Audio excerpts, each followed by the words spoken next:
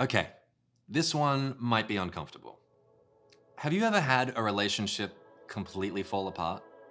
Like someone that you were really close with, that you have a bunch of fond memories of, and then you have some sharp, painful memories about the way things ended? If you haven't experienced that, if you've never had a relationship fall apart and you're batting 1,000, then maybe you can run the next R40 sprint because we could all learn a lot from you. But for the rest of us, if you've ever experienced this, it can be really brutal. And so today, I want us to do an exercise in understanding ourselves better. And that is to take a look at the role that we might have played in things going the way they went and things falling apart. When you are in the middle of a painful situation, it's really easy to point blame at the other person. In fact, it's our natural instinct.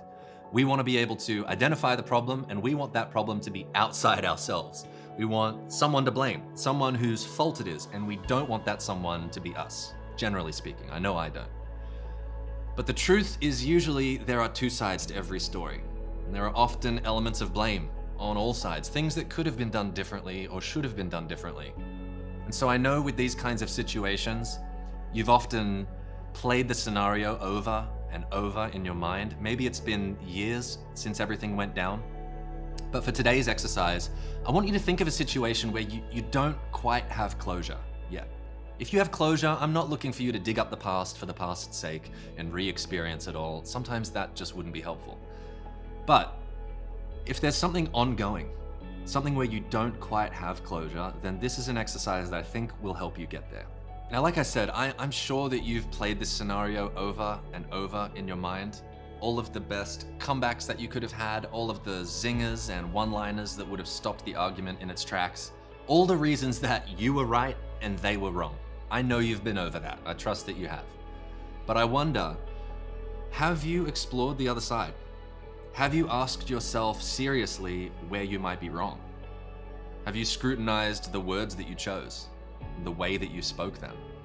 Have you wrestled honestly with the idea that you might have had a role to play? Because we know that it's easy to see the worst in other people and the best in ourselves. But if we want to achieve closure, and if we want future relationships to play out differently, then we need to take a good, long, hard look at ourselves and the way that we contributed to the relationship falling apart. So today, I want you to ask 4 questions to help you identify where you might need to grow or apologize or own something. So question number 1 is, what do I need to own? Like we said in the truth challenge, if something can be destroyed by the truth, it should be destroyed by the truth. Which means if there's something that you screwed up in and you need to own it, just own it.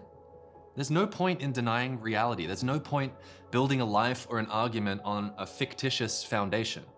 And so I know owning mistakes can be painful, it hurts our ego, but do you want to be free? Because that's the price of admission.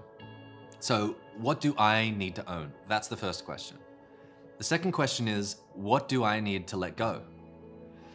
Ask yourself if holding on to bitterness or seeking revenge caused you to act in a way that would escalate things in a tit-for-tat way.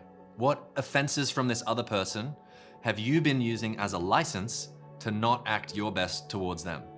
You need to let it go. Stop holding anything against them, and if you can't quite do that, then at least stop giving yourself permission to treat them poorly in response.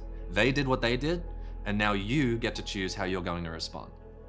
The next question is, what do I need to say? Ask yourself this question and just sit with it for a few minutes. What do you need to say to them? Is there something you could say that would act as an olive branch, a peace offering? Is there something that you need to apologize for, or that you need this other person to hear so that you can have closure? We could also ask, what do I need to hear? But I don't know if that's a super helpful question because it gives the other person all of the power. It's totally dependent on their response to you, and you can't control that. I think it's better to reflect on what you need to say so that at least you know that you're living in alignment with the truth. And then the last question that I want you to ask yourself is, what do I need to change in future relationships? If these kinds of situations come up, what did you learn? What needs to change in your behavior, your tone, your words, or preferences? What do you need to adjust? That's the moral inventory that I want you to take today. I want you to look inward and see what might need to change in you to improve your relationships with others. It's not fun to look at these parts of ourselves, but it's so useful. So take some time, grab a journal, and answer those 4 questions for yourself, and I'll see you tomorrow for day 27.